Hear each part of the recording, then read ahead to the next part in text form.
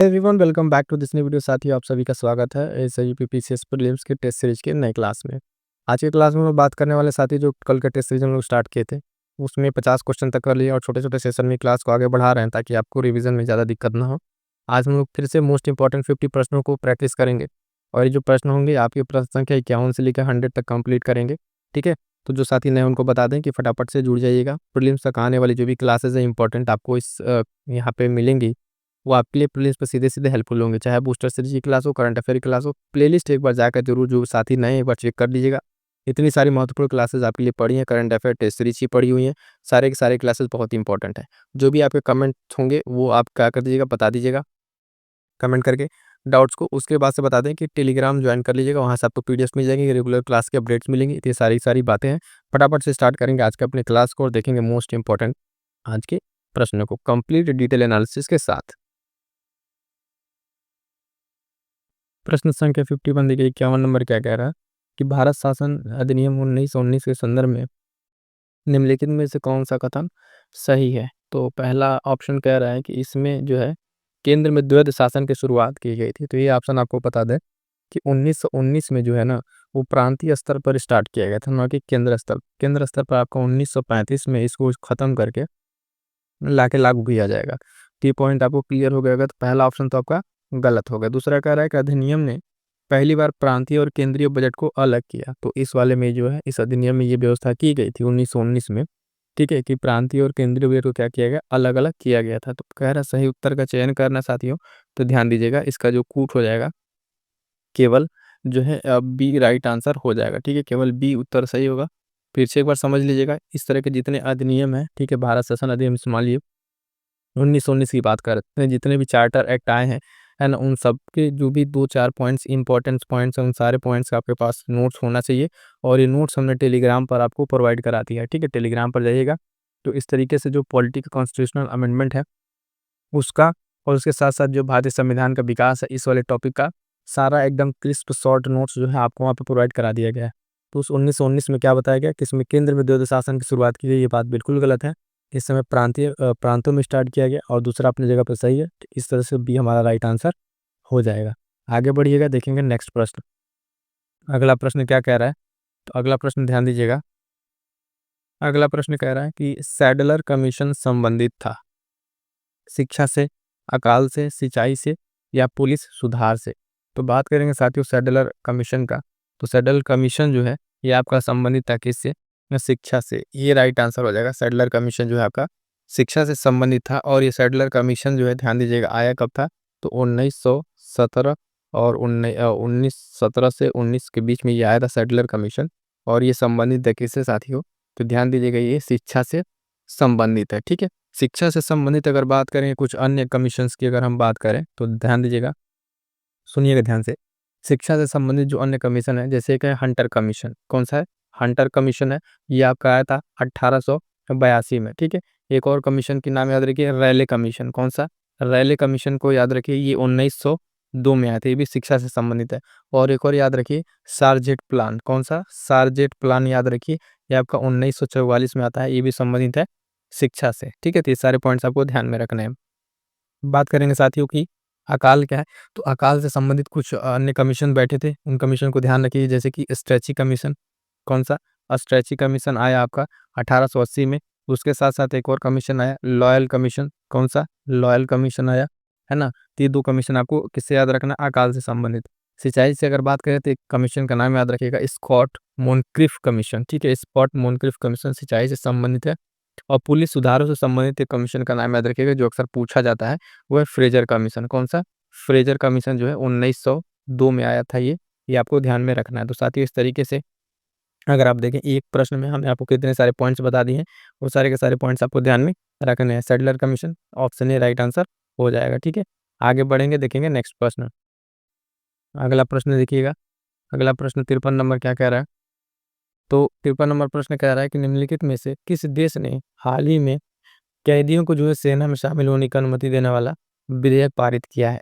तो प्रश्न संख्या 53 की अगर हम बात करेंगे तो इसमें ऑप्शन पहले आप देखिए, रूस ने, यूक्रेन ने, इजराइल ने या लेबनान ने। तो इस तरीके का विधेयक पारित करने वाला जो है, विधेयक पारित करने वाला आपका कौन सा देश हो गया है, ये हो गया आपका यूक्रेन। ठीक है, बी राइट आंसर हो जाएगा। 53 का राइट आंसर हो जाएगा बी, यूक्रेन। हाल फिलहाल में साथियों अगर हम बात करें तो यूक्रेन की संसद ने ना कुछ कैदियों को जो है, यहाँ पे देखिए कैदियों को सेना में भर्ती करने की बात की जा रही है, तो कैदियों को जो है सशस्त्र सेना में भर्ती होने की अनुमति देने वाला विधेयक पारित किया है यूक्रेन ने। ठीक है, तो ये पॉइंट्स आपको ध्यान में रखना है। आगे बढ़िएगा, देखिएगा अगला प्रश्न, 54 नंबर प्रश्न बहुत ही इंपॉर्टेंट है, ध्यान दीजिएगा। निम्नलिखित में से किसने गोल्डमैन पर्यावरण पुरस्कार 2024 जीता? करंट अफेयर का बहुत ही इंपॉर्टेंट प्रश्न है, कई बार इसको बताया जा चुका है। ऑप्शन है आलोक शुक्ला, सुमेरा अब्दुल अली, स्वाति नायक या वंदना शिवा। ठीक है, तो इसका जो राइट आंसर हो जाएगा 54 का ए, आलोक शुक्ला को जो है हाल फिलहाल में है गोल्डमैन पुरस्कार जो पर्यावरण का है 2024 इनको दिया गया है, और ये अपने आप में बहुत महत्वपूर्ण है। ठीक है, कि इन्होंने जो है पर्यावरण से संबंधित काम को आगे बढ़ाया, और उसमें जो है इन्होंने आज जुलाई में बात करें तो एक हसदेव अरण्य है, कौन सा है, हसदेव अरण्य, उससे संबंधित इन्होंने पर्यावरण संरक्षण का काम किया है।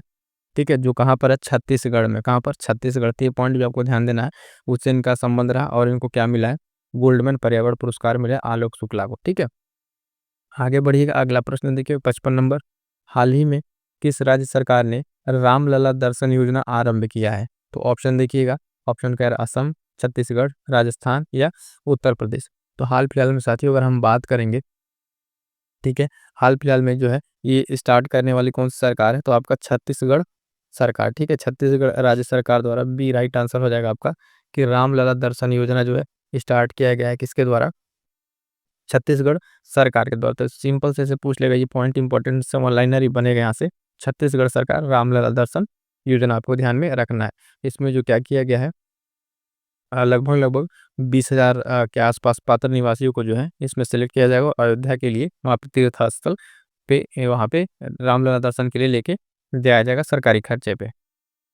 अगला प्रश्न है 56 नंबर, लोकसभा के निम्नलिखित सदस्यों में से किसे संसद रत्न पुरस्कार 2024 के लिए चुना गया है?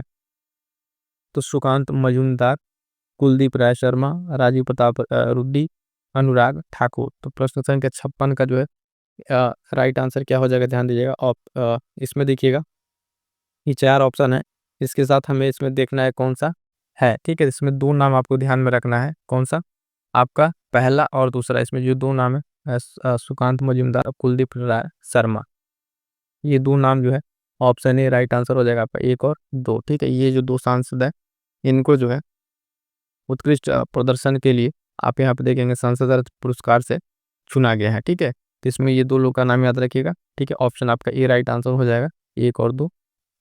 आगे बढ़ेंगे, देखेंगे अगला प्रश्न 57 नंबर, 57 नंबर प्रश्न क्या कह रहा है साथियों, तो ध्यान दीजिएगा। 57 नंबर प्रश्न कह रहा है इंटरनेशनल पर्पल फेस्ट 2024 का आयोजन किया गया, तो इसका आयोजन कहाँ किया गया, नई दिल्ली में, गोवा में, मुंबई में या कोलकाता में? तो इसका जो राइट आंसर हो जाएगा कि इंटरनेशनल जो फेस्ट है ना, पर्पल फेस्ट, इसका आयोजन साथियों ध्यान दीजिएगा ऑप्शन बी गोवा में किया गया। राइट आंसर क्या हो जाएगा, ऑप्शन बी हो जाएगा, इंटरनेशनल पर्पल फेस्ट 2024 का आयोजन कहाँ किया गया, तो गोवा में किया गया। ठीक है, तो राइट आंसर बी हो जाएगा, ध्यान दीजिएगा। इसके बारे में अगर देखें तो यहाँ पे मुख्य आकर्षण का जो केंद्र था वो धूमल नामक एक पर्पल गान था, क्या था, धूमल, धूमल था, ये यहाँ पे आकर्षण का केंद्र था इस फेस्ट में। तो पॉइंट भी आपको ध्यान में रखना है। अगला प्रश्न देखिए 58 नंबर, मोबाइल एप्लीकेशन ई साक्षी जो है निम्नलिखित में से किस मंत्रालय द्वारा शुरू किया गया है? अक्सर जब आपको कोई ऐप और पोर्टल जब करंट अफेयर क्लास में बताते हैं, तो आप हम बता दें, देखिए 2 ही पॉइंट आपको ध्यान रखना है। जब इस तरह का कोई पोर्टल और एप्लीकेशन आए तो 2 चीज़ ध्यान रखना है, एक तो मंत्रालय, किस मंत्रालय से शुरू हुआ है, और दूसरा वो किसके लिए शुरू किया गया है। ठीक है, उसके लाभार्थी क्या है या फिर उसका उद्देश्य क्या है। तो ई साक्षी को ध्यान दीजिए, सांख्यिकी और कार्यक्रम कार्यान्वयन मंत्रालय, वस्त्र मंत्रालय, रेल मंत्रालय या वित्त मंत्रालय। तो राइट आंसर आपको पता चल ही गया होगा, 58 का जो आपका राइट आंसर है वो ऑप्शन ए है। ठीक है, ये है सांख्यिकी और कार्यक्रम कार्यान्वयन मंत्रालय। अगर ऑप्शन अगर मैं एलिमिनेट की बात करूं, मैं आपसे सीधे कहता हूं कि देखिएगा जो अगर बिल्कुल नहीं आ रहा है, तो जो ऑप्शन में सबसे बड़ा ऑप्शन है करंट अफेयर केस में, वही आपका राइट आंसर हो जाता है। क्योंकि उतने बड़े ऑप्शन को अगर 3 ऑप्शन ऐसा दिया जा रहा है, तो ऐसे क्या है कि जो मतलब चौथा ऑप्शन ऐसे छोटा नहीं बनाया जा सकता। तो चूंकि ये राइट आंसर ही है, इस वजह से जो है इसको यहाँ पे सम्मिलित करना ही पड़ता है। तो ये पॉइंट अगर आप गेस करते हैं उस केस में जब आपको नो आए, ठीक है, तो रिस्क ले सकते हैं, इस तरह के बड़े ऑप्शन में जो है वो राइट आंसर हो सकता है। तो ये राइट आंसर हो जाएगा। ठीक है, आगे बढ़िएगा, देखिएगा अगला प्रश्न 59 नंबर, कह रहा है कि निम्नलिखित में से किस राज्य ने हाल ही में स्कूल ऑन व्हील्स पहल शुरू की है? इंपॉर्टेंट प्रश्न रहेगा। कह रहा है कि स्कूल ऑन व्हील्स पहल शुरू की है। तो ऑप्शन है कर्नाटक, महाराष्ट्र, मणिपुर या उत्तर प्रदेश। तो इसका जो राइट आंसर हो जाएगा साथियों, ध्यान दीजिएगा, ऑप्शन सी मणिपुर। हाल फिलहाल में जो है मणिपुर सरकार ने वहाँ पे जो संघर्ष चल रहा है उसको ध्यान में रखते हुए स्कूल को चालू करने के लिए स्कूल ऑन व्हील्स कार्यक्रम को स्टार्ट किया है। ठीक है, ये पहल शुरू की है ताकि जो है बच्चों की शिक्षा जो है सुचारू रूप से चलाई जा सके। ठीक है, ये पॉइंट आपको ध्यान में रखना, ऑप्शन सी राइट आंसर हो जाएगा। आगे बढ़िएगा, देखिएगा प्रश्न संख्या 60। प्रश्न संख्या 60 क्या कह रहा है साथियों, तो इसको आपको ध्यान में देना है। इसमें कह रहा है कि अपने सभी ग्लेशियर के समाप्त होने वाला पहला देश है। तो अभी जो ये देश बना है उसका सारा का सारा ग्लेशियर क्या हो गया, समाप्त हो गया। तो ऑप्शन देखिएगा, कह रहा है फ्रांस, स्पेन, बोलीविया या वेनेजुएला। इसका जो राइट आंसर हो जाएगा साथियों, ऑप्शन डी वेनेजुएला। ठीक है, वेनेजुएला जो है इसका राइट आंसर हो जाएगा। वेनेजुएला जो है इसको इसके वहाँ जो है ये पहला ऐसा देश बना है जिसके वहाँ का सारा ग्लेशियर क्या हो गया है, समाप्त हो गया है। क्या हो गया, सारा का सारा ग्लेशियर समाप्त हो गया है। तो ये इस तरीके का पहला देश है और ये इंटरनेशनल न्यूज़ थी, काफ़ी इंपॉर्टेंट रहेगा ये प्रश्न आपके लिए, ध्यान दीजिएगा। ठीक है, आगे बढ़ेंगे, देखेंगे अगला प्रश्न। कह रहा 61 नंबर, निम्नलिखित में से किस राज्य ने सड़क सुरक्षा बल का आरंभ किया है। तो किस राज्य ने किया है, तो ऑप्शन उत्तर प्रदेश, पंजाब, राजस्थान या हरियाणा। ठीक है, इनसे भी अगर बात करेंगे कि कौन सा किया हुआ, तो 61 का जो आपका राइट आंसर हो जाएगा साथियों, तो ये देखिएगा, तो पंजाब जो है हाल फिलहाल में आपका सड़क सुरक्षा बल जो ये आरंभ करने वाला स्टेट बना है। इसने जो है दुर्घटना, जो सड़क दुर्घटना हो रही है, ठीक है, किसके लिए, सड़क दुर्घटना जो हो रही है साथियों, उसके जांच के लिए अगर हम बात करें तो ये स्टार्ट पहल किया गया है। और ये देश में इस तरह का मतलब सुरक्षा पहल स्टार्ट करना अपने आप में एक पहला पहल है ना। ये हाईवे उवे पे जो भी इस तरीके से घटनाएं हो रही हैं उसको ध्यान में रखने के लिए राज्य सरकार के द्वारा स्टार्ट किया गया सड़क सुरक्षा बल। ठीक है, पंजाब के द्वारा स्टार्ट किया गया है। आगे बढ़िएगा, अगला प्रश्न देखिएगा 62 नंबर। कंगारू छिपकली की एक नई प्रजाति हाल ही में खोजी गई है। ठीक है, जो कंगारू प्रजाति है उसकी एक प्रजाति खोजी गई है। तो कोरोमंडल तट पे, पूर्वी हिमालय, अंडमान और निकोबार द्वीप समूह में या पश्चिमी घाट में। तो 62 का जो आपका राइट आंसर हो जाएगा साथियों, 62 का राइट आंसर क्या होगा, ऑप्शन डी। ठीक है, पश्चिमी घाट में हाल फिलहाल में अगर आप देखें तो वैज्ञानिकों ने कंगारू की जो एक छिपकली प्रजाति का क्या किया है, खोज किया है। ठीक है, और ये कहाँ पर जो मिली है, ये बात करें तो अगस्त्यामलाई जो पहाड़ी है, ठीक है, अगस्त्यामलाई पश्चिमी घाट के पास में जो वहाँ पे इसको खोजा गया है। और ये जो है ये बहुत छोटी है ना, 2020 इसकी लंबाई अगर बात करें 4.3 सेंटीमीटर के आसपास की लंबाई रही है, सेंटीमीटर के आसपास। तो ये पॉइंट आपको ध्यान में रखना है। ठीक है, आगे बढ़िएगा, देखिएगा अगला प्रश्न जो है 63 नंबर का, 63 नंबर क्या कह रहा है कि उत्तर प्रदेश में आपूर्ति पोर्टल, फिर से पोर्टल है, आपूर्ति पोर्टल से संबंधित है। मैं आपको फिर से बता दूं साथियों, करंट अफेयर की एकदम स्पेशल क्लास, ठीक है, मंथ वाइज आपको उपलब्ध करा दी गई है। उसके साथ साथ करंट अफेयर की टेस्ट सीरीज उपलब्ध करा दी गई है मंथली, मतलब जो कोचिंग संस्थानों के अलग अलग सिर्फ करंट अफेयर के क्वेश्चन हैं वो आपको करा दिए गए।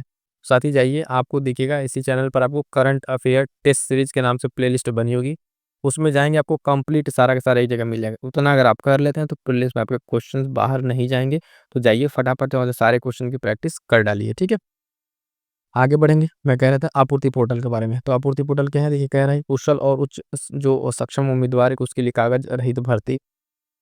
ठीक है, जन केंद्रित सेवाओं का कंप्यूटरीकरण, खाद्य और नागरिक आपूर्ति विभाग। ठीक है ना। उसके साथ कह रहा है जघन्य अपराधों को पीड़ित महिलाओं और लड़कियों के लिए चिकित्सीय सहायता सुनिश्चित करना। तो इसका जो राइट आंसर हमने आपको करंट अफेयर में बताया था यूपी स्पेशल में, आपूर्ति पोर्टल जो है आपका खाद्य और नागरिक आपूर्ति विभाग से संबंधित है। किससे, खाद्य और नागरिक आपूर्ति विभाग का ये पोर्टल है, आपूर्ति पोर्टल। ठीक है, तो आपूर्ति नाम से आपको अगर समझ में आएगा, थोड़ा सा अगर गेस लगाया होते तो आपूर्ति किससे संबंधित दिख रहा है आपको, खाद्य और इस तरीके से चीज़ों को संबंधित दिख रहा है। तो ये आपको ध्यान में रखना है, क्या हो जाएगा, राइट आंसर ऑप्शन सी हो जाएगा। आगे बढ़िएगा, देखिएगा प्रश्न संख्या 64। 64 क्या कह रहा है, ध्यान से पढ़िएगा। उत्तर प्रदेश में निवेश मित्र जो है प्रणाली का मुख्य उद्देश्य क्या है। ठीक है, तो इस तरह के पॉइंट्स आपको मेंस में भी लिखने का काम आएंगे। ठीक है, इसमें मेंस में भी पॉइंट्स आपको बनेंगे तो बहुत इंपॉर्टेंट रहेगा। निवेश मित्र कह रहा है उत्तर प्रदेश में पारदर्शिता प्रणाली के सुधार करना। ठीक है, उसके साथ कह रहा है मैट्रिक और इंटरमीडिएट स्तर जो पास करने वाले छात्र हैं, ठीक है, उनको लैपटॉप वितरित करना। डेटा का जो केंद्रीकरण भंडारण है उसके रूप में कार्य करने के लिए राज्य को जो डेटा केंद्र का स्थापित करना। उत्तर प्रदेश में व्यवसाय को करने में सुलभता को सक्षम करना। तो 64 का जो है, अगर आप निवेश प्रणाली समझ में आ गया होगा निवेश से ही, तो राइट आंसर आपका ऑप्शन डी हो जाएगा। उत्तर प्रदेश में जो व्यवसाय है उसको सुलभता और सक्षम बनाना ही क्या उद्देश्य है निवेश मित्र का। ठीक है, निवेश मित्र से समझ में आ रहा है कि कुछ निवेश की बात की जा रही है, उस हिसाब से जो है व्यवसाय से ही संबंधित हो सकता है। तो ऑप्शन डी है राइट आंसर। क्या हो जाएगा आपका 64 का डी हो जाएगा। इसमें ज़्यादातर फोकस आपको जो है एमएसएमई को किया जा रहा है। ठीक है, इसको टारगेट करके इसको बड़े स्तर पर बनाने के लिए प्रयास जारी है। अगला प्रश्न देखिएगा 65। 65 निम्नलिखित में से कौन उत्तर प्रदेश के वर्तमान महाधिवक्ता है। ठीक है, उत्तर प्रदेश के महान महाधिवक्ता जो बने हैं कमल त्रिवेदी, राजीव रंजन, पी एस रमन, अजय कुमार मिश्र। तो इसका जो राइट आंसर हो जाएगा साथियों 65 का वो आपका डी अजय कुमार मिश्रा। हाल फिलहाल में देखिएगा अजय कुमार मिश्रा जो है वर्तमान में ये उत्तर प्रदेश के महाधिवक्ता हैं। ये पॉइंट आपको ध्यान में रखना है। और अधिवक्ता से संबंधित जो आपका आर्टिकल है संविधान का वो 165 है। अनुच्छेद 165 के अंतर्गत जो है महाधिवक्ता के नियुक्ति का प्रावधान किया गया है ना। तो ये सारे पॉइंट्स आपको ध्यान में रखने हैं, आपका स्टैटिक है और ये आपका करंट का पॉइंट ध्यान में रखना है। आगे बढ़िएगा, देखेंगे नेक्स्ट प्रश्न। अगला प्रश्न है साथियों, निम्नलिखित में से किस व्यक्ति को हाल ही में भारत की पैरालंपिक समिति के अध्यक्ष के रूप में चुना गया। तो ऑप्शन देवेंद्र झाझरिया, सत्यप्रकाश सांगवान, सुनील प्रधान, चंद्रशेखर आजाद। इसका जो राइट आंसर हो जाएगा साथियों प्रश्न संख्या 66 का ऑप्शन ए देवेंद्र झाझरिया। ठीक है, पैरा जो ओलंपिक समिति है ना, ये एथलीट रहे हैं देवेंद्र झाझरिया, इनको जो है नए अध्यक्ष के रूप में चुन लिया गया है। ठीक है, देवेंद्र झाझरिया नाम याद रखिएगा, पैरालंपिक समिति के अध्यक्ष, ये इंपॉर्टेंट रहेगा, इसको ध्यान में रखिएगा। अगला प्रश्न क्या रहा है 67 नंबर क्या है देखिएगा, स्टेटमेंट बड़ा है, प्रश्न को ध्यान से पढ़िएगा। निम्नलिखित में से किस संगठन ने भारत और नेपाल के बीच जो सीमा पार लेन देन के लिए एकीकृत भुगतान इंटरफेस यूपीआई को सक्षम के लिए सहयोग किया है।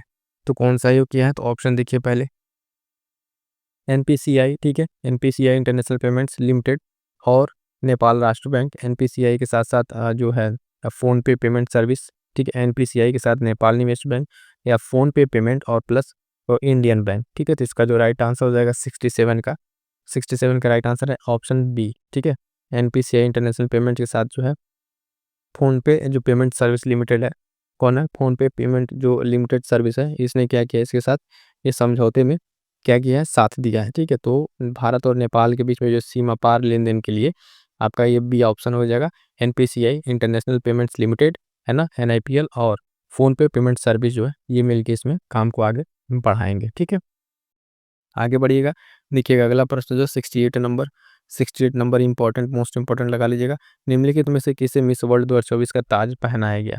मिस वर्ल्ड 2024 का अगर ताज की बात करें तो पहला ऑप्शन देखिएगा क्रिस्टीना प्लिस्कुआ, यास्मीन जैतून, कैरोलिना बिलावास्का और ताताना हना कुचारोवा।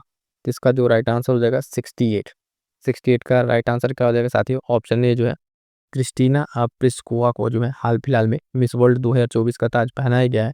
और एक इंपॉर्टेंट पॉइंट इनसे ये रिलेटेड ध्यान रखिएगा, ये कहाँ की है तो चेक गणराज्य, कहाँ की चेक गणराज्य की है। ये देश का नाम भी इनको याद रखिएगा इनके, क्योंकि प्रश्न ऐसे पूछ सकता है कि हाल फिलहाल में मिस वर्ल्ड 2024 की विजेता क्रिस्टीना प्लिस्कुआ का संबंध किस देश से है। तो वहाँ पे आपको इस प्रश्न का नाम याद रखना है, मतलब आंसर किस देश से, चेक गणराज्य से है, ये पॉइंट आपको ध्यान में रखना है। इससे पहले जो इसकी विजेता थी वो कैरोलिना प्लिस्कुआ थी, इन्होंने ये ताज पहना है और ये कहाँ की थी, पोलैंड की थी। ये प्रश्न भी पूछा जा चुका था, खैर ये पिछले वर्ष का है, इस वर्ष का आपको ध्यान रखना है कौन है क्रिस्टीना प्लिस्कुआ और चेक गणराज्य मिस वर्ल्ड 2024। सारे पॉइंट्स क्लियर हो गए होंगे। आगे बढ़ेंगे, देखेंगे अगला प्रश्न। अगला प्रश्न फिर से वही चार्टर एक्ट से है। चार्टर एक्ट अधिनियम और से सुमेलित नहीं है कह रहा है। ठीक है, कौन सा सुमेलित नहीं है, तो ये चार्टर एक्ट से संबंधित पॉइंट से पहला कह रहा है कंपनी के वाणिज्यिक और राजनीतिक कार्यों के बीच जो अंतर। ठीक है, ये चार्टर एक्ट 93 में लाया गया। ठीक है, क्या कह रहा है 93 में लाया गया। उसके बाद ईसाई मिशनरियों का आने की अनुमति चार्टर एक्ट 1813 में दी गई। ठीक है, उसके बाद से एक और क्या कह रहा है सी कह रहा है वाणिज्यिक निकाय जो है ईस्ट इंडिया कंपनी की गतिविधियों को समाप्त कर दिया गया चार्टर एक्ट अधिनियम 1835। और पहली बार जो है ना भारतीय जो केंद्रीय विधान परिषद में स्थानीय जो प्रतिनिधियों को प्रस्तुत किया गया चार्टर एक्ट 1853। ठीक है, तो पूछ रहा है इसमें कौन सा ऑप्शन हमारा जो है, कौन सा ऑप्शन हमारा इसमें सही सुमेलित नहीं है। तो देखिएगा जो आपका पहला ही ऑप्शन है ये वाला आपका सही सुमेलित नहीं है। जो कंपनी के वाणिज्यिक और राजनीतिक कार्यों के बीच अंतर किया गया, ये चार्टर एक्ट 1793 में नहीं, ये आपके पिट्स इंडिया एक्ट 1784 में किया गया। ठीक है, 1784 में पिट्स इंडिया एक्ट में किया गया था। ये चीज़ गलत है। बाकी 3 जो अन्य हैं वो आपके सही सुमेलित हैं। ये 3 जो आपने आप ऑप्शन बताए बी, सी अपने आप में सही सुमेलित है। तो सारे पॉइंट्स आपको ध्यान में रखने हैं। तो इस तरीके से साथियों आप क्या कीजिएगा, पहले पूरे जो चार्टर एक्ट है उनके पॉइंट्स को सारे के सारे को अच्छे से तैयार कर लेना है। वहाँ से आपको प्रश्न देखने को मिलते ही मिलते हैं। ये वाला आपका गलत है, यही हमको बताना है। और गलत क्यों है तो हमने बता दिया, पिट्स इंडिया एक्ट से ये संबंधित है। आगे बढ़ेंगे, देखेंगे नेक्स्ट प्रश्न। अगला प्रश्न क्या है, ध्यान दीजिएगा। सूची दिया हुआ है, सूची 1 और सूची 2। इसमें क्या है, कुछ सूचियों का नाम दिया, उसके साथ सुमेलित हमको करना है। तो ध्यान दीजिएगा, थोड़ा सा जूम आउट करते हैं। आप देखिएगा पहला कह रहा है संघ सूची समिति के अध्यक्ष कौन थे। तो संघ शक्ति समिति है, संघ शक्ति समिति की आपकी अगर बात करें तो यहाँ पे दिया हुआ है प्रांतीय संविधान समिति, प्रारूप समिति और प्रक्रिया समिति। प्रारूप समिति आप सभी जानते हैं, प्रारूप समिति आपका किससे हो जाएगा, डॉक्टर बी आर अम्बेडकर से हो जाएगा। ठीक है, उसके बाद से क्या है, तो प्रारूप समिति हो गया। प्रांतीय संविधान समिति की अगर बात करें, प्रांतीय संविधान समिति, तो ये आपका क्या हो जाएगा, प्रांतीय संविधान समिति आपका हो जाएगा सरदार पटेल। ठीक है, सरदार पटेल हो गया। उसके बाद से और क्या बच रहा है आपका, जो एक क्या है प्रक्रिया समिति। प्रक्रिया समिति आपका ये संबंधित है किससे, डॉक्टर राजेंद्र प्रसाद से। और संघ समिति जो आपका बच गया, ये कहा हो गया जवाहरलाल नेहरू। ठीक है, तो ये इस तरीके की जो सारी कमेटियाँ, वो कमेटी को आपको एक साथ यहाँ पे अच्छे से तैयार कर लेना है। ऑप्शन की अगर हम बात करेंगे तो पहले देख लीजिएगा कि 1000 आपका है ना, 1000 आपका तीसरे पे, ए का तीसरे पे और बी का चौथा। तो ए का तीसरा बी का चौथा अगर हम बात करेंगे, यहाँ ऑप्शन देखें, ए का तीसरा बी का चौथा, ए का तीसरा बी का चौथा, आपका सी राइट आंसर हो जाएगा। ठीक है, सी राइट आंसर। इससे मैं बार बार इस तरह के मिलान वाले प्रश्नों में कहता हूँ कि ये पॉइंट्स इतना इंपॉर्टेंट नहीं है कौन सा आपने मिला पाया, ये ज़्यादा इंपॉर्टेंट है कि कौन कौन किस समिति का अध्यक्ष है, उसको आपको ध्यान में रखना है। एक बार फिर से मैं नाम बोल दे रहा हूँ, संघ जो शक्ति समिति है, यहाँ पे आपका जवाहरलाल नेहरू हो जाएंगे, जवाहरलाल नेहरू। प्रांतीय संविधान समिति जो है, ठीक है, प्रांतीय संविधान समिति जो है आपका, इसका कौन हो जाएगा, इसके हो जाएंगे सरदार पटेल। कौन, सरदार पटेल। प्रारूप समिति आप जानते हैं डॉक्टर भीमराव अम्बेडकर। ठीक है, बी आर अम्बेडकर हो जाएंगे यहाँ पे। और प्रक्रिया समिति का जो नियम है ये आपका राजेंद्र प्रसाद। ठीक है, तो ये पॉइंट्स आपको ध्यान में रखने हैं। आगे बढ़िएगा, देखिएगा अगला प्रश्न। अगला प्रश्न फिर से एक इंपॉर्टेंट है पॉलिटी का, यहाँ से प्रश्न देखने को मिलता है। निम्नलिखित जो घटनाक्रम है उसको विचार करना और उनको कालानुक्रम में व्यवस्थित करना है। तो राज्यों का गठन की बात कर रहा है, नागालैंड राज्य का गठन, हरियाणा का, गुजरात का और सिक्किम का। ठीक है, इन राज्यों के गठन की बात की जाए, ठीक, तो कौन सबसे पहले हो रहा है यहाँ पे, उसको देखिएगा। ऑप्शन के हिसाब से हमको सेट करना है। तो पहले जानिए आपका जो है आ, इसमें जो है क्या कहते हैं, नागालैंड। पहले सबसे पहले नागालैंड को देखिए। तो नागालैंड जो आपका है ये आपका ध्यान दीजिएगा 1963 का आसपास का है। हरियाणा जो है आप देखिएगा, हरियाणा जो आपका बना है ना, ये 1966 में बनता है पंजाब से कट करके। और गुजरात आपका जो है, गुजरात राज्य का गठन जो है आपका कब होता है, 1960 में। कब, 1960 में।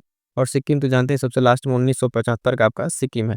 किस हिसाब से अगर हम अरेंज करेंगे साथियों, तो सबसे पहले हमारा कौन सा आएगा इसमें, आपका आ जाएगा 60, 66 और 60, 63 आएगा। तो यानी 3 आएगा, फिर 1 आएगा, 3 आएगा और फिर 1 आएगा। 3 के साथ जब 1 आएगा तो आपका ऑप्शन देख लेते हैं, 3 के बाद 1 हमें कौन सा मिल रहा है, 3 के बाद से 2 ये भी नहीं, 3 के बाद से 1 आपका डी राइट आंसर हो जाएगा। ठीक है, डी राइट आंसर हो जाएगा। इससे ज़्यादा इंपॉर्टेंट है, फिर से मैं एक बार बता दूं कि इसका जो अरेंज है कौन कौन सी ईयर में, 1975 का आपका ये है, 1960 आपका गुजरात है ना, 1963 जो है आपका नागालैंड है और हरियाणा जो है आपका 1966 है। ये जो पंजाब से कट कर हरियाणा का बनाया गया था, इसे सारे सारे पॉइंट्स आपको ध्यान में रखने थे। क्रोनोलॉजिकल ऑर्डर अन्य भी जो अदर स्टेट है उन सारे स्टेट्स को आपको यहाँ पे क्या करना, अच्छे से तैयार कर लेना। ये पॉइंट्स आपके लिए बहुत ही इंपॉर्टेंट रहेंगे। अगला पॉइंट देखिएगा, 72 नंबर क्वेश्चन क्या कह रहा है। तो 72 नंबर प्रश्न कह रहा है कि 2 कथन दिए हुए, कथन कारण वाला है। पहला कथन पढ़िएगा। कथन कह रहा है कि मौलिक अधिकारों संविधान के भाग 3 में भारत के मैग्ना कार्टा के रूप में वर्णित किया गया है। कारण कह रहा है कि यह देश में सत्तावादी और निरंकुश शासन की स्थापना को रोकता है और राज्य द्वारा आक्रमण के खिलाफ लोगों को आज़ादी और स्वतंत्रता की रक्षा करता है। ठीक है, तो 72 का आपका पूरा पूरा स्टेटमेंट आपको यहाँ पर समझ में आ गया होगा। ठीक है, ऑप्शन की तरफ पढ़ेंगे तो जिस हिसाब से ऑप्शन दिया हुआ है उसको अगर हम देखें तो इसमें क्या हो रहा है, दोनों तो अपनी जगह पे सही है। अगर सही है और फिर हमको उसको कैसे चेक करना था, क्योंकि लगा के। ठीक है, तो जो पहला ऑप्शन है वो कह रहा है सही तो है, लेकिन क्या उसका वो कारण भी है, तो अगर हम देखेंगे तो सही से उसका कारण भी समझ में आ रहा है। ठीक है, तो इस हिसाब से क्या हो जाएगा, ऑप्शन ए राइट आंसर, यानी ए और आर दोनों सही तो ही है, साथ साथ आर जो है ए की सही व्याख्या कर रहा है, सही व्याख्या कर रहा है। तो इस हिसाब से अगर हम कहें तो फिर से देखिएगा, पहली बात तो जो मौलिक अधिकार है भाग 3 में कहा है, ठीक है, मैग्ना कार्टा कहा जाता है, अपने आप में सही है। दूसरी बात, यह देश में जो सत्तावादी जो मतलब शासन उसके अगेंस्ट, तो ये आपको ये क्या करता है, उसको ले जाने से रोकता है, राज्य पर जो आक्रमण है उस समय स्वतंत्रता की सुरक्षा देता है, के कारण भी आपका क्या है, सही है। तो इस हिसाब से ये आपका राइट आंसर हो जाएगा। अगला प्रश्न देखिएगा, प्रश्न संख्या 73। प्रश्न संख्या 73 जो है उसको ध्यान दीजिएगा, कह रहा है कि अल्पसंख्यकों के हितों का संरक्षण, अनुच्छेद 29, ठीक है, अनुच्छेद 29, ठीक है, इसके संदर्भ में जो है कथन दिया हुआ बताइए। पहला कह रहे हैं, धार्मिक और भाषाई अल्पसंख्यकों दोनों उनकी विशिष्ट भाषा, लिपि और संस्कृति को संरक्षित करने का अधिकार प्रदान करता है, ठीक है, क्या करता है, प्रदान करता है। तो ये तो पहला बिल्कुल सही है। दूसरा कह रहा है साथियों कि नागरिकों के जो है समूह द्वारा किसी भाषा के संरक्षण का समर्थन करने के लिए राजनीतिक भाषण या वादित जनप्रतिनिधि अधिनियम 1951 के तहत ये भ्रष्ट आचरण नहीं है। क्या है, भ्रष्ट आचरण नहीं है। तो ये भी अपने आप में क्या है, सही है। तो हमें राइट आंसर बताना है, पूछ रहा है कौन सा उत्तर सही है, तो हो जाएगा सी, आपका 1 और 2 दोनों जो है राइट आंसर हो जाएगा। तो इस तरह के प्रश्नों में जो है आपको ध्यान से पढ़ना रहता है कि 2 ऑप्शन है उसमें कौन सही है, तो दोनों दोनों यहाँ पर अपने आप में सही है, राइट आंसर सी हो जाएगा। अगला प्रश्न देखेंगे, प्रश्न संख्या 74। रीटों के संदर्भ में बताना, निम्नलिखित में से कौन सा से सही है। पहला कह रहा है, भारत में केवल सर्वोच्च न्यायालय और उच्च न्यायालय ही रिट जारी कर सकते हैं, केवल सर्वोच्च न्यायालय और उच्च न्यायालय ही रिट जारी कर सकते हैं। ये बात भी अपने आप में सही है, सिर्फ 2 ही जारी कर सकते हैं। सर्वोच्च न्यायालय जो है आपका आर्टिकल 32 के अनुसार, और उच्च न्यायालय जो है आपका आर्टिकल 226 के अनुसार। ये दोनों आर्टिकल आपको ध्यान में रखना है, इसके अनुसार ये लोग रिट जारी करते हैं। दूसरा कथन कह रहा है कि भारत के राष्ट्रपति किसी भी अन्य न्यायालय को रिट जारी करने का अधिकार दे सकते हैं। दे सकते हैं तो बिल्कुल नहीं, रिट जारी करने का अधिकार बस 2 ही लोगों के पास है, सुप्रीम कोर्ट और हाई। ये राष्ट्रपति ऐसा कुछ नहीं कर सकते हैं, तो बी वाला तो ऑप्शन आपका गलत हो ही जाएगा। फिर से अब देखिएगा यहाँ पे कौन सा आंसर सही है, तो हमारा सिर्फ पहला सही था। पहला जो है आपका यहाँ पे किस पे है, ऑप्शन सी पर है। गलती मत कीजिएगा, जल्दबाजी में अगर लगेगा पहले पर है ए पर, तो ए पर इसका ऑप्शन नहीं है, गलत हो जाएगा आपका प्रश्न, ठीक है। तो सी वाला आपका राइट आंसर हो जाए, केवल एक सही है, ये पॉइंट आपको ध्यान में रखना है। फिर से मैं एक बार बता दूं, रिट के संबंधित जो 5 रिट आपके जारी होते हैं, उन 5 रिटों में केवल जो है सुप्रीम कोर्ट और हाई कोर्ट जारी कर सकते हैं। अगर रिट जारी करने की शक्ति के बारे में बात करिए तो उच्च न्यायालय की शक्ति यहाँ पर ज़्यादा रहती है, ये है आर्टिकल 226 और इसका है आर्टिकल 32। ये सारे के सारे पॉइंट्स आपको ध्यान में रखने हैं। दूसरा वाला स्टेटमेंट आपका गलत है, पहला सही है, ठीक है। आगे बढ़िएगा, देखिएगा नेक्स्ट प्रश्न। अगला प्रश्न जो है 75 नंबर क्या कह रहा है, तो 75 नंबर प्रश्न कह रहा है आपसे कि भारत में मार्शल लॉ की अवधारणा ली गई है कहाँ से, चाइनीज कॉमन लॉ से, रशियन से, इंग्लिश से या जापानीज से। तो 75 जो है मार्शल लॉ की अगर हम बात करेंगे साथियों, तो इसका जो राइट आंसर हो जाएगा वो हो जाएगा ऑप्शन सी, ठीक है। 75 का right answer English common law से, ठीक है, इंग्लिश कॉमन लॉ से जो है इसको लिया गया है मार्शल लॉ की अवधारणा को। ये पॉइंट्स आपको ध्यान में रखने हैं, ठीक है। तो 75 का राइट आंसर क्या हो जाएगा, ऑप्शन सी हो जाएगा। आगे बढ़िएगा, देखेंगे नेक्स्ट प्रश्न जो है, नेक्स्ट प्रश्न क्या कह रहा है। नेक्स्ट प्रश्न देखिए 76 नंबर प्रश्न कह रहा है, इंपॉर्टेंट ये भी प्रश्न है, कई बार पूछा हुआ है कि निम्नलिखित में से किसने नीति निर्देशक तत्व हैं जो डीपीएसपी है, directive principle of state policy, मौलिक अधिकारों को संविधान की अंतरात्मा के रूप में वर्णित किया है। बी आर अम्बेडकर, के सी वीयर, है ना, डिस्काउंट साइमन या ग्रेविन आस्टिन। तो 76 का जो राइट आंसर हो जाएगा साथियों, ध्यान दीजिएगा, ऑप्शन डी राइट आंसर होगा। जो जी आस्टिन है, ग्रेनविले आस्टिन जो है, इन्होंने इसको जो क्या कहा है, संविधान की जो है अंतरात्मा के रूप में इसको व्यक्त किया है। तो यहाँ पे आपका राइट आंसर क्या हो जाएगा साथियों, ऑप्शन डी राइट आंसर हो जाएगा। आई होप सो कि ये क्वेश्चन आपको क्लियर होगा, ठीक है। अगला प्रश्न ध्यान दीजिएगा 77 नंबर क्या कह रहा है कि निम्नलिखित में से किस प्रावधान को संसद के दोनों सदनों के साधारण बहुमत से संशोधित नहीं किया जा सकता है, ठीक है। क्या किया जाता है, साधारण बहुमत से संशोधित नहीं किया जा सकता है। इसका मतलब ध्यान दीजिएगा कि 3 जो ऑप्शन आपके यहाँ पर हैं वो साधारण बहुमत से किए जा सकते हैं। पहला क्या है, राज्य में विधान परिषद का जो है उसका उत्साधन या सृजन, ठीक है। उसके बाद से राज्यों में जो है राज्यों का संसद में राज्यों का जो प्रतिनिधित्व है उसको, नए राज्यों का निर्माण और मौजूदा राज्यों के क्षेत्रों की सीमाओं में परिवर्तन, संसद सदस्यों के वेतन और भत्ते। तो देखिए इसमें जो है पहले तो जान लीजिए कि साधारण बहुमत से कौन कौन जो है संशोधित किया जा सकता है। तो साधारण बहुमत से आपका संशोधन जो है पहला हो जाएगा राज्यों के विधान परिषद वाला जो ये है सृजन, ठीक है। नए राज्यों का आपका निर्माण हो सकता है, ठीक है। संसद के सदस्यों का वेतन भत्ता हो सकता है। क्या नहीं हो सकता है, तो ध्यान दीजिएगा ऑप्शन बी, संसद में जो है राज्यों का जो प्रतिनिधित्व है, इसके बारे में अगर आपको संशोधन करना है, तो ये आपका जो है साधारण बहुमत से नहीं होगा। क्या होगा? साधारण बहुमत से आपका नहीं होगा। इसके लिए आपको जो है विशेष बहुमत की आवश्यकता पड़ेगी। ठीक है? विशेष बहुमत के द्वारा इसको आपको संशोधन करना होगा। ठीक है? संविधान संशोधन आपका किस अनुच्छेद में? 368 अनुच्छेद आर्टिकल में आपका ये संविधान संशोधन की बात की गई है। तो ये पॉइंट आपको ध्यान रखना है। कई बार यहाँ से जो प्रश्न बनते हैं, अन्य पॉइंट्स मिला के साधारण बहुमत से जो पॉइंट्स बन सकते हैं, वो आपको ध्यान में रखना है। पहला बन जाएगा, सी बन जाएगा, डी बन जाएगा। कौन सा नहीं बनेगा? तो बी वाला नहीं बनेगा। यही हमारा राइट आंसर हो जाएगा। आगे बढ़ेंगे, देखेंगे अगला प्रश्न क्या कह रहा है। 78, ध्यान दीजिएगा। निम्नलिखित में से किस मामले में उच्चतम जो न्यायालय ने कहा कि भारतीय संविधान की स्थापना मौलिक अधिकारों और नीति निर्देशित सिद्धांतों के बीच संतुलन के आधार पर ही की गई है? ऑप्शन देखिएगा, मतलब कि किस उसमें किया गया, किस फैसले में? केशवानंद भारती मामला 73, गोलकनाथ मामला 1967, मिनर्वा मिल्स मामला 1980 और चंपकम जो दोराई जहाँ राजन मामला है 1951। ठीक है, तो 78, 78 का जो आपका राइट आंसर हो जाएगा साथी, हो जाएगा ऑप्शन सी, मिनर्वा मिल्स जो मामला है 1980 का, इस वाले मामले में इसको प्रतिपादन किया गया है। इसके साथ यहीं पर मैं आपको एक और क्वेश्चन बताऊं कि ध्यान दीजिएगा, जैसे मान लीजिए 4 केस है, ये चारों केस आपको दे दिया और ये डेट नहीं दिया है। क्या दिया? डेट नहीं दिया है, इसको काट दीजिए। फिर आपसे कह दे कि इन चारों जो केस है इनको आप क्रम के अनुसार सेट कीजिए। क्या कीजिए? क्रम के अनुसार सेट कीजिए। किस तरीके का भी जो प्रश्न बनता है तो उसमें आपको डेट याद रखना जरूरी है। जब डेट याद रहेगा किस किस ईयर का है, तभी आप इसको इसके क्रम में सेट कर पाएंगे। तो फिर से ध्यान दे लीजिएगा, केशवानंद भारती मामला 1973, ये भी आपको ध्यान रखना है। गोलकनाथ मामला 1967, मिनर्वा मिल्स आपको 1980, है ना। और ये चंपकम जो दोराई राजन मामला है 1951, यहाँ से भी आपका एक प्रश्न बनेगा। फिलहाल जो हमारा जो यहाँ पे प्रश्न हुआ, प्रश्न पूछा, वो उसके अकॉर्डिंग हमारा राइट आंसर ऑप्शन सी होगा। मिनर्वा मिल्स मामला 1980 वाले केस में जो है उच्चतम न्यायालय ने ये बात कही थी। ठीक है, ऑप्शन सी राइट आंसर हो जाएगा। आगे बढ़िएगा, देखिएगा नेक्स्ट प्रश्न। अगला प्रश्न कह रहा है क्षेत्रीय परिषद के संदर्भ में निम्नलिखित में से कौन सा से कथन सही है? पहला कह रहा है कि क्षेत्रीय जो परिषदें हैं वो संवैधानिक निकाय हैं। तो संवैधानिक निकाय तो बिल्कुल नहीं है क्षेत्रीय परिषद, पहला ही गलत हो गया। केंद्र सरकार का गृह मंत्री प्रत्येक क्षेत्रीय परिषदों का अध्यक्ष होता है। क्या होता है? प्रत्येक क्षेत्रीय परिषदों का अध्यक्ष होता है, ये बात बिल्कुल सही है।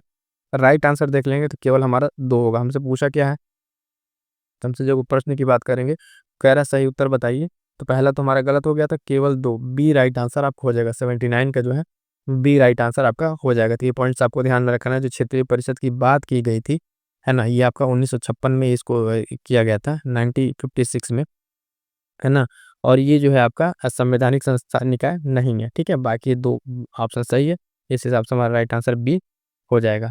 अगला प्रश्न देखिएगा, कह रहा है कि भारत की आकस्मिकता जो निधि है उसके संदर्भ में विचार कीजिए। पहला स्टेटमेंट कह रहा है, साथियों ध्यान दीजिएगा, संसद के ने वर्ष 1947 में भारत के आकस्मिक निधि अधिनियम को अधिनियमित किया था। राष्ट्रपति की ओर से वित्त सचिव इस निधि का प्रभारी होता है। ठीक है, तो प्रश्न संख्या 80 की अगर हम बात करें, तो पहला जो है आपका ये गलत हो जाएगा। ये 1947 में नहीं किया गया था, इसको जो है आपका 1950 में किया गया था, पहला चीज। दूसरा अगर हम बात करेंगे, तो दूसरा जो है इसका जो है राष्ट्रपति की तरफ से जो इसका प्रभारी होता है वो वित्त सचिव ही होता है। तो बी आपका राइट आंसर हो जाएगा। पूछा हमसे है कि इसमें कौन सा से सही है, ऑप्शन देख लेते हैं इसके। तो उस हिसाब से हमारा क्या है, केवल बी राइट आंसर हो जाएगा। क्या हो जाएगा? केवल बी राइट आंसर हो जाएगा। पहला आपको बता दें क्यों गलत है, क्योंकि कह रहा था 1947 में बना है, बिल्कुल नहीं, 1950 में ये बना था। तो ये सारे पॉइंट्स आपको क्लियर है। आगे बढ़िएगा, देखिए अगला प्रश्न 81 नंबर। 81 नंबर प्रश्न क्या कह रहा है साथियों कि वित्तीय आपातकाल के संदर्भ में निम्नलिखित में से कौन सा कथन सही है? ठीक है, कौन सा कथन सही है? तो देखिए कह रहा है अनुच्छेद 360 जो है राष्ट्रपति को वित्तीय आपातकालीन घोषित करने का अधिकार देता है। ठीक है, अधिकार देता है, तो पहला तो आपका क्या है, सही है। ठीक है, दूसरा कह रहा है कि वर्ष 1975 के 42वें संविधान संशोधन अधिनियम द्वारा वित्तीय आपातकाल को अंतिम और निर्णायक घोषित करने में राष्ट्रपति की संतुष्टि को किसी भी आधार पर किसी भी न्यायालय में चुनौती नहीं दी जा सकती। ठीक है, तो कह रहा है ये क्या ये सही है? तो ये जो सेकंड वाला ऑप्शन है आपका क्या है, ये सही नहीं है। क्या है? ये सही नहीं है, क्योंकि ये जो है ये बात जो है 38वें संविधान संशोधन के में कहा गया था। किसमें? 38वें संविधान संशोधन में कहा गया था। इसलिए साथ ही मैं आपको कहूँ कि अगर आप ध्यान दें तो कि संविधान संशोधन एक बहुत ही महत्वपूर्ण टॉपिक है।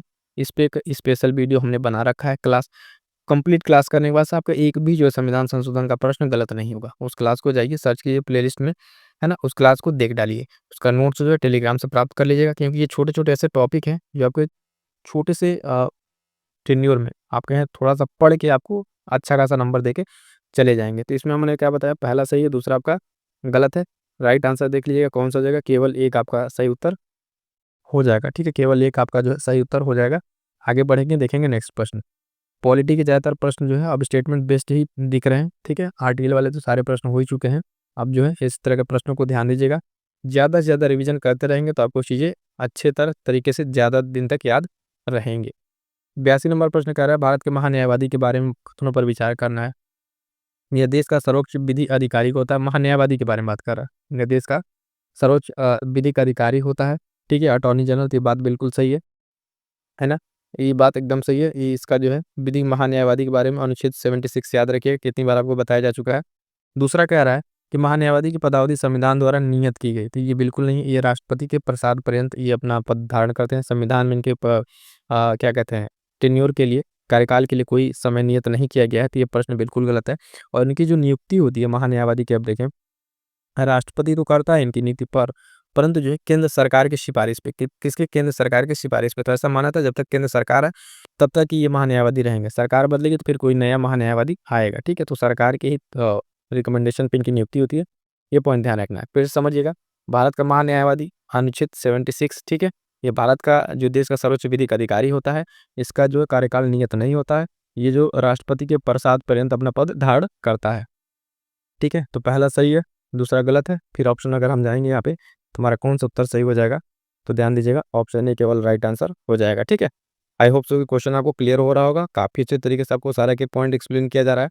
तो दोस्तों जुड़िएगा अंत तक। मैं बताऊं कि प्रीलिम्स तक आपको इतने सारे इंपॉर्टेंट पॉइंट, जो भी टू द पॉइंट से जो एग्जाम ओरिएंट कंटेंट है, वो आपको दिया जाएगा टेस्ट सीरीज के माध्यम से, बूस्टर सीरीज के माध्यम से, है ना। करंट अफेयर के शॉर्ट नोट्स, ये सारे के सारे अगर आप कर लेते हैं तो सीधे सीधे आपका जो है ना, 50 से 60 प्रश्न आपका सिर्फ इसी यूट्यूब क्लास से आपको मिल जाएगा, कहीं और उसको आपको भटकने की जरूरत नहीं पड़ेगी। तो ध्यान दीजिएगा, अगला प्रश्न 83 नंबर, निम्नलिखित में से किस उम्मीदवार ने भारत में निर्विरोध राष्ट्रपति चुनाव जीता है।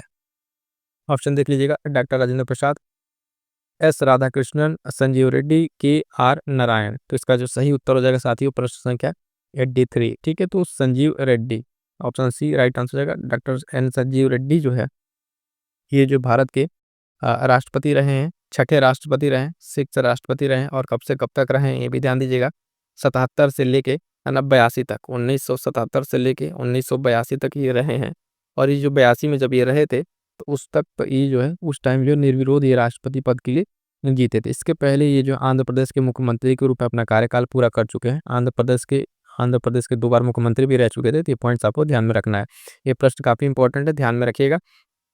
ठीक है, आगे बढ़ेंगे, अगला प्रश्न देखिएगा 84 नंबर, पॉलिटी के फिर इंपॉर्टेंट प्रश्न, राष्ट्रपति के अध्यादेश के निर्माण की शक्ति के संदर्भ में कथन पे विचार कीजिए। कथन कह रहा है कि संविधान का अनुच्छेद 121 राष्ट्रपति को संसद के अवकाश के दौरान अध्यादेश जारी करने की शक्ति का प्रदान करता है। तो 84 का तो समझ नहीं लेता, ये आर्टिकल है, आप सभी क्या होगा, अध्यादेश से संबंधित आर्टिकल कौन सा, 130 1 2 3 जो है राष्ट्रपति की अध्यादेश से संबंधित, ये आपका क्या है, अनुच्छेद है। दूसरा कह रहा है कि यह राष्ट्रपति की सबसे महत्वपूर्ण विधायी शक्ति है। ठीक है, तो ये अपने आप में सही है, बी सही है। तो राइट आंसर क्या हो जाएगा हमारा, अगर हम ऑप्शन की बात करेंगे तो पहला तुम्हारा गलत हो गया है, ये भी गलत होगा, केवल बी राइट आंसर हो जाएगा। 84 का क्या हो जाएगा, केवल बी राइट आंसर हो जाएगा। यानी अगर बात करेंगे प्रेसिडेंट की, तो प्रेसिडेंट के हिसाब से देखें तो अध्यादेश जो है जब निर्माण कब होती है, जब संसद अपने संचालन में नहीं रहता है, और ये शक्ति इनको संविधान का अनुच्छेद जो 121 नहीं 123 देता है, और ये राष्ट्रपति की सबसे महत्वपूर्ण विधायी शक्ति है। तो ये बात सही है, पहला गलत है, इस हिसाब से हमारा राइट आंसर, ठीक है, बी हो जाएगा। आगे बढ़ेंगे, देखेंगे अगला फिर से एक प्रश्न, इंपॉर्टेंट प्रश्न है, 85 नंबर, सूची 1 और सूची 2 को सुमिलित करना है। ठीक है, नीचे दिए गए सही उत्तर का चयन करना है। लघुकरण है, क्षमा है, परिलंब है, प्रविलंब और विराम, इनको जो है, इनके जो डायरेक्शंस है उनसे हमको मैच करना है।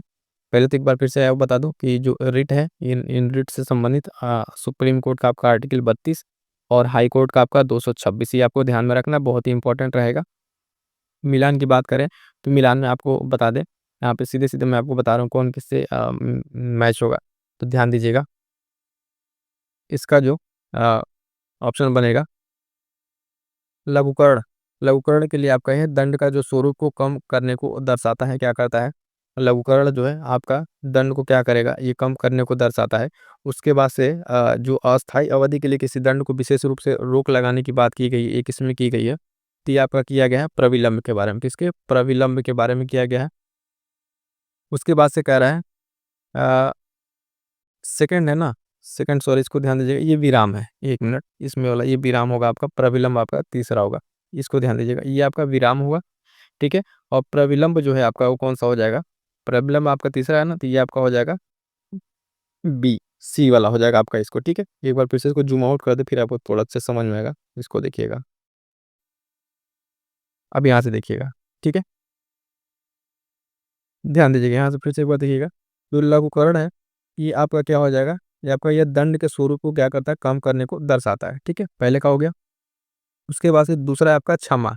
क्षमा क्या कहता है कि किसी दोष को जो है किसी परिस्थिति में कम करने का मतलब, थर्ड वाला, किसी दोष को जो मूल रूप से दी गई सजा उसको क्या कहता है, किसी विशेष परिस्थिति में कम करना। ठीक है, सी की अगर बात करेंगे, सी कह रहा है प्रविलंब। ठीक है, प्रविलंब क्या है, इसमें जो है ये अस्थायी रूप से है ना क्या करेगा, आपका अस्थायी रूप से रोक लगाएगा। और विराम क्या है ना, उस पे जो है ये एक टाइम टाइम टेन्योर टेन्योर के लिए आपका जो है उस पे विराम लगाएगा। जैसे और मृत्यु उसको क्या कहते हैं, जो विशेष रूप से अगर आप देखें मृत्यु को छोड़ के उसके बाकी अन्य कोई सजा प्रावधान है तो उस पे ये आपका रोक लगाएगा। ठीक है, तो इस हिसाब से अगर आप हम देखें तो पहले का हमारा पहला हुआ था, बी का तीसरा, तो ये राइट आंसर यहाँ पर हो जाएगा। ठीक है, पहले का पहला, बी का तीसरा, और सी का दूसरा था, और डी का चौथा था। ठीक है, तो ये सारे पॉइंट्स आपको ध्यान में रखने हैं, और इससे संबंधित ध्यान रखिएगा जो आर्टिकल है वो ज़्यादा महत्वपूर्ण आपको ध्यान रखना है। कई बार ये प्रश्न पूछा जा चुका है, तो इसको एक बार अपने शॉर्ट नोट्स के माध्यम से रिवीजन जरूर कर लीजिएगा। इस पॉइंट्स को, रेट के वाले पॉइंट्स को, यहाँ पे स्टेटमेंट बनते ही बनते हैं, ये पॉइंट आपको ध्यान में रखना है। आगे बढ़िएगा, अगला प्रश्न देखिएगा, 86 नंबर। 86 नंबर प्रश्न क्या क्या, भारत के उपराष्ट्रपति के संबंधन में कह रहा है उन्हें जो है 30 वर्ष की आयु पूरा किया होना चाहिए और लोकसभा के सदस्य के रूप में चुनाव के लिए अर्हत होने चाहिए। तो प्रश्न के 86 की अगर बात करें तो दोनों को दोनों हम देख रहे हैं कि गलत है, पहला भी गलत हो जाएगा, दूसरा भी। उम्र की बात करें तो यहाँ पे 35 वर्ष रहता है, और लोकसभा नहीं, यहाँ पे राज्यसभा रहता है, क्या रहता है, वो राज्यसभा के नामित के लिए योग्य होने चाहिए। तो ये दोनों पॉइंट गलत है, पूछ रहा है हमसे कौन सा सही है, तो ऑप्शन डी हो जाएगा, 9 तो 1, 9 तो 2, दोनों दोनों क्या है अपने आप में गलत हो जाएंगे। ठीक है, तो ये पॉइंट हमको ध्यान में रखना है। ठीक है, उपराष्ट्रपति से संबंधित था, उम्र 35 वर्ष, और ये लोकसभा नहीं राज्यसभा होगा। ठीक है, आगे बढ़िएगा, देखिएगा अगला प्रश्न 87 नंबर। 87 नंबर प्रश्न क्या कह रहा है, तो इसमें ध्यान दीजिएगा कि मंत्रिपरिषद के संदर्भ में निम्नलिखित में से कथनों पर कौन सा सही है। मंत्रिपरिषद जो है प्रधानमंत्री समेत मंत्री कुल संख्या के लोकसभा कुल सदस्य 15% से अधिक नहीं होगी। ये ठीक है, नहीं होगी, तो पहला स्टेटमेंट तो सही है, कॉन्स्टिट्यूशनल अमेंडमेंट है, मैंने आपको बताया था। ये 15% वाला जो है मामला है, ये आपको ध्यान रखना है। 91वां संविधान संशोधन था, रिवाइज कीजिए। ठीक है, 91वां संविधान संशोधन 2003 था, उसमें ये बात कही गई थी, तो ये बात बिल्कुल सही है। ठीक है, उसके बाद से कह रहा है मंत्रिपरिषद जो है लोकसभा और राज्यसभा के प्रति सामूहिक रूप से उत्तरदायी होगा। तो यहाँ पे जो है सिर्फ लोकसभा के प्रति, किसके, सिर्फ लोकसभा के प्रति, राज्यसभा नहीं होता है, तो ये पॉइंट आपका गलत हो जाएगा। बात करेंगे उत्तर की, तो उत्तर में आपका क्या हो जाएगा, केवल एक आपका सही उत्तर हो जाएगा, बी तो आपका गलत है।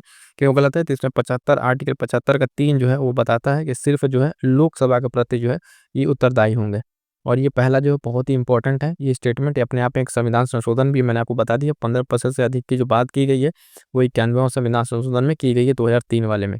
ठीक है, तो इतने सारे पॉइंट्स आपको एक ही क्वेश्चन मिल रहे हैं, तो ये मत ध्यान दीजिएगा कि आपको 85 क्वेश्चन करा जाए, 50 क्वेश्चन नहीं है, एक क्वेश्चन में 4 से 5 क्वेश्चन, उस हिसाब से जोड़ लीजिएगा, 200 300 क्वेश्चन आपको एक ही क्लास में मिल जाएंगे। तो सारे के सारे डिफरेंट एस्पेक्ट्स आपको कनेक्ट करके बताए जा रहे हैं, ये आपके परीक्षा की दृष्टि से बहुत ही महत्वपूर्ण होंगे। प्रश्न संख्या 88, संविधान के अनुच्छेद 352 में जो मंत्रिमंडल पद है किसके द्वारा अंतःस्थापित किया गया था। मंत्रिमंडल जो शब्द है वो किस संविधान संशोधन में आया, तो ये पॉइंट आपको ध्यान में रखना है। ठीक है, ये जो आपका आया था 38वां संविधान, या 42वां, 44वां, या 91वां।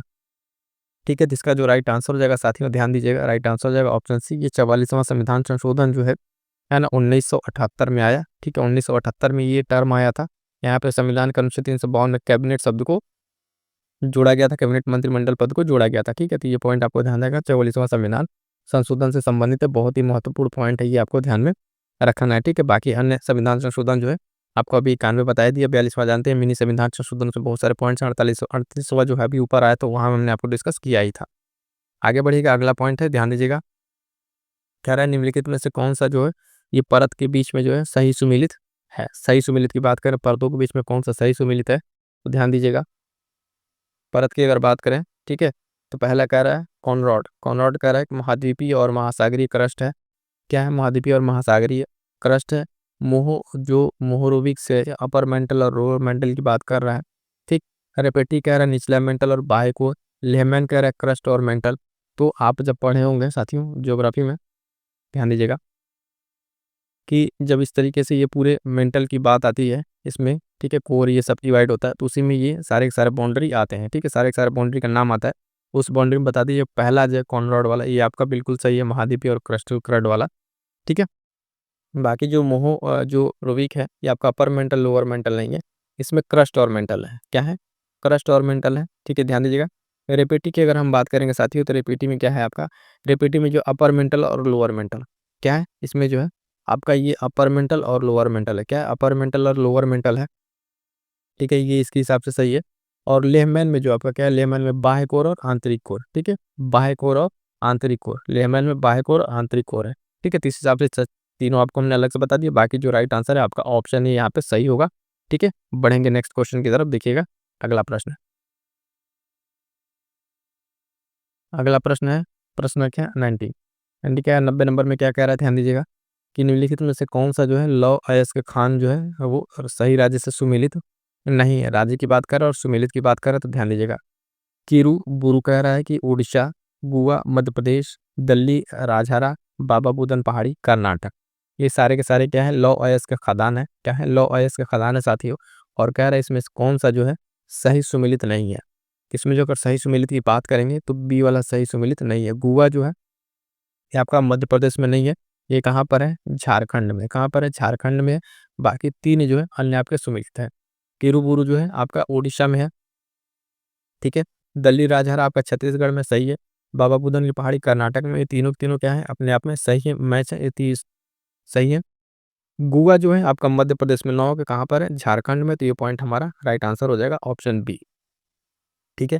ऑप्शन बी जो है यहाँ पे राइट आंसर हो जाएगा। ये पॉइंट आपको ध्यान में रखना है। ये सारे के सारे लौह अयस्क के खदान है और राज्य हैं, इनके सुमेलित है। तीन आपका सही है, तो उसको ध्यान रखना है।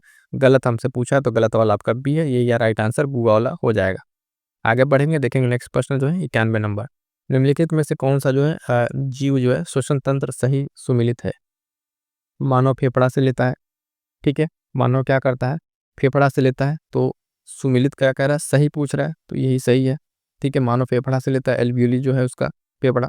मत्स्य कह रहा है श्वसन श्वास नली प्रणाली से, ये गलफड़े से लेती है, किससे, गलफड़े से लेती है।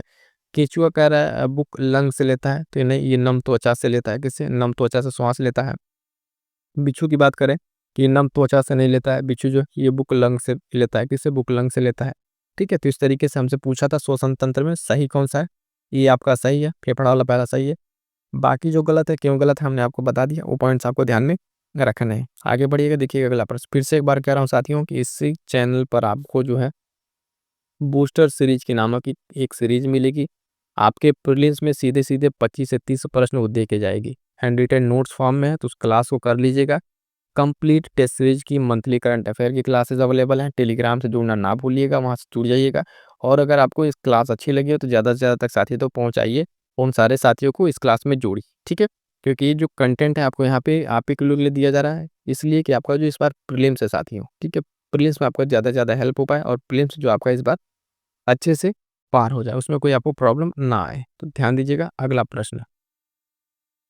92 नंबर प्रश्न कह रहा है निम्नलिखित में से जो है कौन सा वायरल वेक्टर वैक्सीन है। 92 नंबर कह रहा है कौन सा वायरल वेक्टर वैक्सीन है। फाइजर, कोवैक्सीन, कोविशील्ड और मॉडर्ना। तो इसका जो राइट आंसर हो जाएगा साथियों ऑप्शन सी, कोविशील्ड जो है आपका, कोविशील्ड क्या है, वायरल वेक्टर वैक्सीन है। ये पॉइंट्स आपको ध्यान में रखना है, ठीक है। राइट आंसर क्या हो जाएगा इसका, ऑप्शन सी हो जाएगा। अगला प्रश्न देखिएगा, अगला प्रश्न 93। निम्नलिखित में से कौन सा एक जो स्व परागण पादप है। परागण जो पादप है उसकी अगर हम बात करेंगे तो कह रहा है तुरई, मक्का, लौकी या सरसों।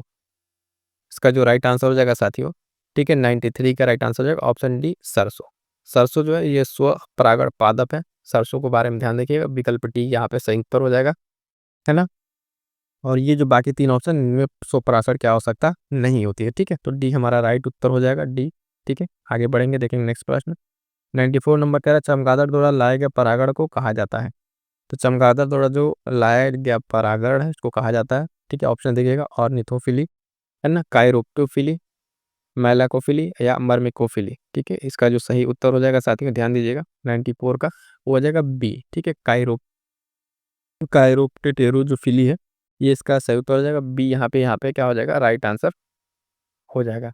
और इसमें अलग अलग जो टर्म है उसको ध्यान दीजिएगा, है ना। ये जो मर्मेकोफिली है ये किसके द्वारा लाया जाता है, ये आपका चींटी के द्वारा लाया जाता है। ठीक है, चींटी के द्वारा। उसके बाद से है मर्मेकोफिली। ठीक है, चींटी के द्वारा। काइरोप्टेर ये आपका उसका आर्थिनोलॉजी है, ये आपका किसके द्वारा है, ये पक्षियों के द्वारा है, पक्षियों के द्वारा। और एक जो है मेलाकोफिली आपका, ठीक है, क्या है, मेलाकोफिली। यहाँ पे अभी इसके बारे में कुछ ज़्यादा जानकारी नहीं है, इसको रहने दीजिए। ठीक है, बाकी तीन आपको बता दिया, राइट आंसर आपका बी हो जाएगा। ठीक है, आगे बढ़िएगा, देखिएगा अगला प्रश्न। 95 नंबर प्रश्न क्या कह रहा है साथियों, निम्नलिखित में से कौन सा अफ्रीकी महाद्वीप की सबसे ऊंची पर्वत चोटी है। अफ्रीका महाद्वीप की बात कर रहा है, तो ड्रेकन्सबर्ग, मेरू पर्वत, माउंट किलिमंजारो, माउंट केन्या। तो इसका जो राइट आंसर हो जाएगा साथियों, आप सभी को पता होगा कितनी बार का ये पूछा हुआ प्रश्न है, माउंट किलिमंजारो जो है, ऑप्शन सी राइट आंसर हो जाएगा। इसे जो है अफ्रीकी महाद्वीप की सबसे ऊंची पर्वत चोटी के नाम से जाना जाता है, माउंट किलिमंजारो। ये पॉइंट्स आपको ध्यान में रखना है। ये जो है केन्या और तंजानिया के बीच में, केन्या प्लस तंजानिया के बीच में सीमा रेखा अब बनाता है। ये पॉइंट्स आपको ध्यान में रखना है। ठीक है, आगे बढ़िएगा, देखिए अगला प्रश्न 96। आजो सागर निम्नलिखित में से किन दो देशों के बीच स्थित है। आर्मेनिया और Azerbaijan, Sweden Finland, Iraq Oman, ठीक है, रूस और यूक्रेन। कौन सा सागर है साथियों, ध्यान दीजिएगा, अजो सागर। तो इसका जो सही उत्तर हो जाएगा प्रश्न क्या 96 का, है ना, ये हो जाएगा डी, रूस और यूक्रेन। ठीक है, रूस और यूक्रेन के बीच में अगर हम बात करें, है ना, तो ये सागर स्थित है, अजो सागर। और ये जो है आपका केर्च जल डमरू मंडल द्वारा किससे जुड़ा हुआ है, कौन जल डमरू मंडल, तो ध्यान दीजिएगा केर्च, ये एक जल डमरू मंडल है, जल संधि, इसके द्वारा जो है किससे जुड़ा हुआ है, काला सागर से। ठीक है, तो काला सागर और ध्यान दीजिएगा अजो सागर के बीच में ये जल डमरू मंडल का नाम भी याद रखिएगा, है ना। और यहाँ पे जो दो नदियां हैं, डॉन और क्यूनब, ठीक है, इनके द्वारा नदियों का जल प्रवाह होता है। और विश्व का ये सबसे उथला सागर है, क्या है, विश्व का सबसे उथला सागर है। सारे के सारे पॉइंट्स आपको स्टैटिस्टिक्स के बारे में ध्यान रखने हैं, क्योंकि ये पॉइंट्स अक्सर परीक्षा में पूछे जाते हैं। ठीक है, तो राइट आंसर हमारा क्या हो जाएगा, ऑप्शन डी राइट आंसर हो जाएगा। अगला प्रश्न ध्यान दीजिएगा, अगला प्रश्न कह रहा है कि मंदाकिनी और अलकनंदा निम्नलिखित में किस स्थान पर मिलती हैं। तो मंदाकिनी, अलकनंदा, देवप्रयाग, रुद्रप्रयाग, कर्णप्रयाग या विष्णुप्रयाग। साथियों ये पंच प्रयाग है, इस पंच प्रयाग को आपको अच्छे से तैयार कर लेना चाहिए। इसका जो राइट आंसर है ऑप्शन सी हो जाएगा, रुद्रप्रयाग। मंदाकिनी और अलकनंदा, ठीक है, कौन, मंदाकिनी और अलकनंदा जो है आपका कहाँ मिलती है, रुद्रप्रयाग में मिलती हैं। ये पॉइंट्स आपका बहुत इंपॉर्टेंट है, सी राइट आंसर हो जाएगा। बाकी अन्य आपको बता दें, देवप्रयाग की अगर हम बात करें, साथियों देवप्रयाग यहाँ भागीरथी, भागीरथी और अलकनंदा मिलती हैं। कर्णप्रयाग की अगर हम बात करेंगे तो यहाँ पे पिंडर, पिंडर और अलकनंदा मिलती हैं। विष्णु प्रयाग की अगर हम बात करें साथियों ध्यान सुनिएगा, धौली गंगा और अलकनंदा, कौन, धौली गंगा और अलकनंदा। तो ये सारे के सारे पॉइंट्स आपको ध्यान में रखने, बहुत ही महत्वपूर्ण पंच प्रयाग यहाँ से प्रश्न देखने को मिलता है। ये जो पूछा गया प्रश्न है इसके अनुसार हमारा राइट आंसर ऑप्शन सी हो जाएगा। क्या हो जाएगा, ऑप्शन सी राइट आंसर हो जाएगा। आगे बढ़िएगा, देखेंगे नेक्स्ट प्रश्न जो है 98 नंबर, 98 नंबर का रहा है, उत्तरी भारत में जो है प्रवाहित होने वाली उष्ण पवन लू किसका परिणाम है। तो लू क्यों चलता है, ध्यान दीजिएगा, चालन, संवहन, विकिरण या अभिवहन। इसका जो सही उत्तर हो जाएगा साथियों, ठीक है, अभिवहन, डी राइट आंसर हो जाएगा। जो लू है ये अभिवहन के कारण उसके जो तटबंधी क्षेत्र है उसमें विशेष रूप से उत्तर भारत में ही चलता है। लू नामक स्थानीय पवन है और ये अभिवहन प्रक्रिया का परिणाम है, किसका, अभिवहन प्रक्रिया का परिणाम है, आपको ध्यान में रखना है।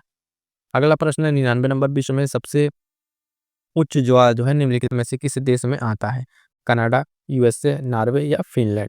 इसका सही उत्तर हमें बताना है साथियों, तो राइट आंसर क्या हो जाएगा, 99 का आपका राइट आंसर हो जाएगा ऑप्शन है कनाडा। ठीक है, कनाडा में जो है सबसे उच्च ज्वार आता है ना, समुद्र तल का एक नियमित वहाँ पे 2 बार, आप जानते हैं चंद्रमा और सूर्य का जो आकर्षण का कारण उसके कारण लगता है। और कनाडा का जो नोवा स्कोटिया है उसमें फंडी की खाड़ी, कौन सी खाड़ी, फंडी की खाड़ी है, वहीं पे आता है। लगभग आपका 15 से 16 मीटर ऊंचाई आता है। ये पॉइंट्स आपको ध्यान में रखना है, तो ये राइट आंसर हो जाएगा। कनाडा के साथ साथ आपको पॉइंट जो याद रखना है, फंडी की खाड़ी, कौन सी, फंडी की खाड़ी याद रखना है, ये आपके लिए इंपॉर्टेंट रहेगा। ठीक है, अगला प्रश्न देखिएगा, अगला प्रश्न क्या, 100 शीत जो समशीतोष्ण पश्चिमी सीमांत के रूप में जाना जाता है ना, लॉरेंशियन प्रकार की जलवायु, ब्रिटिश प्रकार की जलवायु, भूमध्य जल सागरी जलवायु या ऊंची तुल्य जलवायु। तो इसका जो सही उत्तर हो जाएगा साथियों प्रश्न संख्या 100 का राइट आंसर होगा ऑप्शन बी, ब्रिटिश प्रकार की जलवायु। क्या कहा था, ब्रिटिश तुल्य जलवायु है।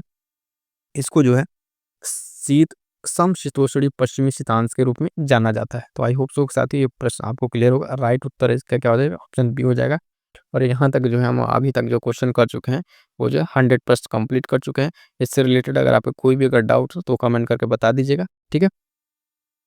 नेक्स्ट सेशन में बहुत जल्द क्लासेस सारी आएंगी आपकी, है ना। मिलेंगे किसी नेक्स्ट वीडियो में। और जो बता दें बूस्टर सीरीज के लिए मैं आपको कह रहा हूँ, बूस्टर सीरीज क्लासेस अवेलेबल है, वो सारी क्लासेस देख डालिएगा। रेगुलर क्लासेस अब उसकी भी आएंगी, लग जाएगा 1 महीना है। अच्छे से तैयारी कीजिए, मैक्सिमम रिविजन कीजिए, है ना। मिलते हैं किसी नेक्स्ट वीडियो में, तब तक के लिए थैंक यू सो मच।